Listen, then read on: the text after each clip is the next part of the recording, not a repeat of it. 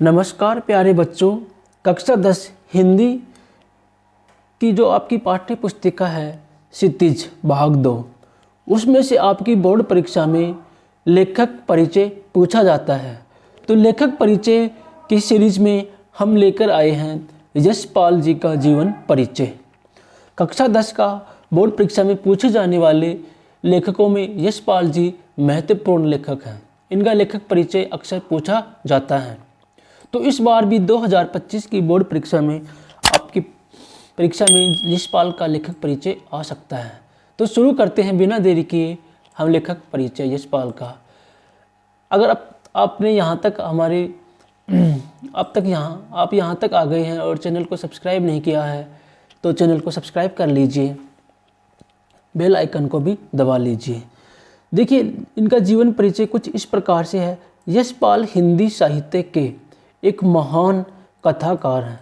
इनकी प्रमुख जो प्रसिद्धि है वो कहानीकार के रूप में है।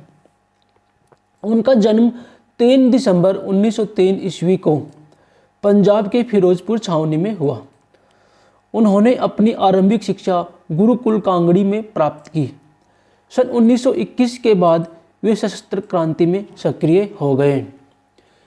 एक कथाकार, एक साहित्यकार के रूप में हिंदी साहित्य की काफ़ी सेवा की। सन 1976 में इस महान साहित्यकार का देहांत हो गया। तो प्यारे बच्चों, अगर आपकी परीक्षा में पूछे जाते हैं तो प्रश्न इस प्रकार से आएगा कि यशपाल का साहित्यिक और व्यक्तिगत जीवन परिचय लिखे। तो ये जो परिचय है ये इनका व्यक्तिगत जीवन परिचय है कि इनका जन्म कहाँ हुआ, पढ़ाई कहाँ पे की, क्या कार्य की और इनकी मृत्यु कब हुई। अब हम परिचय की बात करेंगे, इनकी साहित्यिक परिचय। इनका साहित्यिक परिचय जो था वो कुछ इस प्रकार से था। साहित्यिक परिचय में इनकी रचनाएं लिखनी होती हैं, चाहे रचनाएं उपन्यास हो, कहानी हो, नाटक हो, व्यंग्य हो, संस्मरण हो या निबंध हो, हर प्रकार की रचनाओं उनकी लिखनी होती हैं। तो इनकी रचनाएं हैं उपन्यास। इनका उपन्यास दादा कामरेड, झूठा सच, अप्सरा का श्राप, ये इनके उपन्यास हैं। कहानी है पिंजरे की उड़ान, लखनवी अंदाज आदि। नाटक है नशे की बात। व्यंग्य है चक्कर कलब, ये इनका व्यंग्य है।